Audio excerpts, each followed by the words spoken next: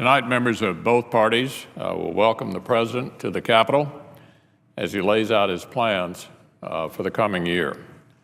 We look forward to hearing what he has to say. We also look forward to hearing what Congresswoman McMorris Rodgers has to say, too. She's a leader in our party with a compelling story, someone who truly understands what it means to overcome adversity, someone who's dedicated to helping every single American realize her greatest potential. The people of Washington's 5th District are lucky to have her, and so are we. As for the President's speech, this is a pivotal moment in the Obama presidency. We're now entering our 6th year with President Obama at the helm of our economy, the 6th year of his economic policies. And at this point, we've seen just about everything in the President's toolbox. We've had a years-long clinic on the failures of liberalism, the government stimulus, the taxes, the regulations, the centralization, the government control. It just hasn't worked. 74% of American people say it still feels like the country is in a recession, because to them, it still feels like it. As the majority leader likes to say, the rich have gotten richer and the poor have gotten poorer. And ladders into the middle class have been kicked away, sawed off, and literally regulated into oblivion. This is the legacy of the Obama economy as we stand here at the start of 2014. But it doesn't have to be the legacy President Obama leaves behind in January of 2017. And that's why tonight's address is so important, because it will give us the clearest indication yet of whether the President is ready to embrace the future or whether he'll once again take the easy route, the sort of reflexive liberal route, and just pivot back to the failed policies of the past. The choice the President now confronts is a pretty basic one. Does he want to be a hero to the left or a champion for the middle class? Can't be both. He's got to choose. He could double down on the failed policies that brought us to this point. It would make his base pretty happy, I'm sure. But we certainly know where that path leads for the middle class. Folks can try to package it any way they like. Say it's a new focus on income stagnation that's gotten so much worse under this President's watch. But it's essentially the same path we've been on since he took office. The point is this: Americans do not need a new message, they need a new direction. They don't need a new message, they need a new direction. The problem isn't the packaging, it never has been. It's the policies themselves. And President Obama is the only person who can force that turn in direction. He's the only one who can lead it. He could reach to the center tonight and embrace change over the broken status quo, embrace hope over stale ideology that's led not just to stagnant incomes, but to lower median incomes, to dramatic increases in the number of folks forced to take part-time work when they really want full-time work, to greater long-term unemployment, to more poverty. He could ask members of both parties to help him make 2014 a year of real action, rather than just a talking point. If he does, he's going to find he has a lot of support from Republicans, because we want to work with him to get things done, and we always have. We'll be listening closely to see if he's finally prepared to meet us in the political middle, so we can finally get some important things done for the middle class. And let's be honest, there's a lot that can be done. For instance, he could call on Senate Democrats to stop blocking all the job creation bills the House of Representatives has already passed. He could call for revenue-neutral tax reform that would abolish loopholes, lower tax rates for everyone, and jumpstart job creation where it counts, in the private sector. He could push his party to join Republicans supporting bipartisan trade promotion legislation, something the president has said is a priority, and work aggressively to clinch the kind of job-creating trade agreements our allies in places like Canada and Europe and Australia have already been seeking. He could work with us to reduce the debt and deficit, to ensure the programs Americans count on will be there when they retire, to make government smarter and leaner, to unshackle the growth potential of small businesses and entrepreneurs, to address the massive dissatisfaction out there with the size and the scope of government. And if President Obama wants to score an easy win for the middle class, he could simply put the politics aside and approve the Keystone Pipeline.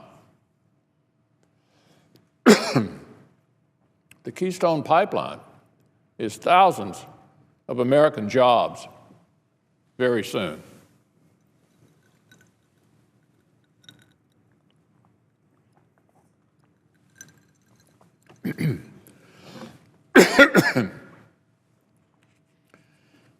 With regard to the Keystone Pipeline, he won't even need to use the phone, just the pen, one stroke, and the Keystone Pipeline is approved.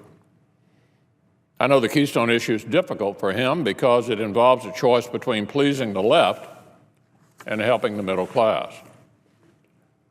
But that's exactly the type of decision he needs to make. He needs to make it now. It's emblematic of the larger choices he'll need to make about the direction of our country, too. Because for all of this talk going around Congress, he wouldn't have to if he'd actually try to work with the people's elected representatives every now and then. I'm saying don't talk about using the phone, just use the phone. And please be serious when you call. Take the income inequality issue we hear he'll address tonight. Is this going to be all rhetoric, or is he actually serious? Because he's correct to point out that the past few years have been very, very tough on the middle class. As I indicated, median household income has dropped by thousands since he took office. Republicans want to work with him on this issue, but only if he's serious about it. He could show us he is by calling for more choices for underprivileged children trapped in failing schools. Or he could agree to work with Senator Rand Paul and me to implement economic freedom zones in our poorest communities. And here's something else. He could work with us to relieve the pain Obamacare is causing for so many Americans across the country, across all income brackets. I asked him last year to prepare Americans for the consequences of this law. He didn't do it.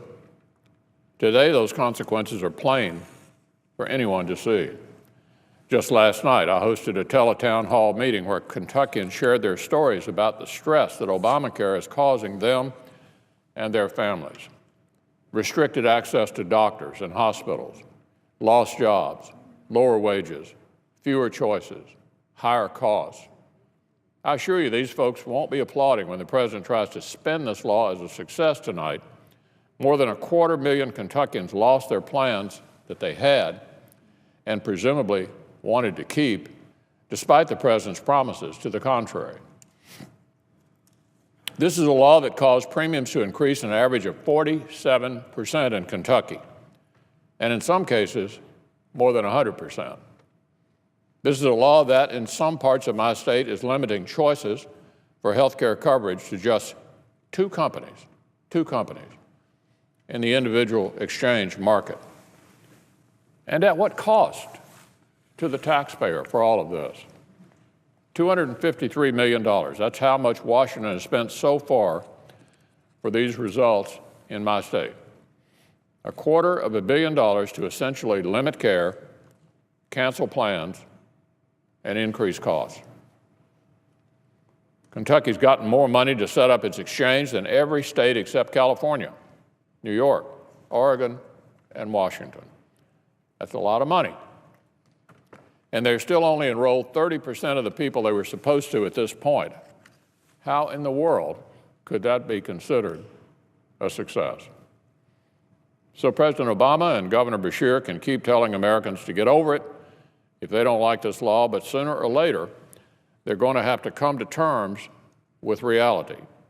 They're going to have to accept that Obamacare just hasn't worked like the administration promised in Kentucky and across America, and it's time to start over with real reform.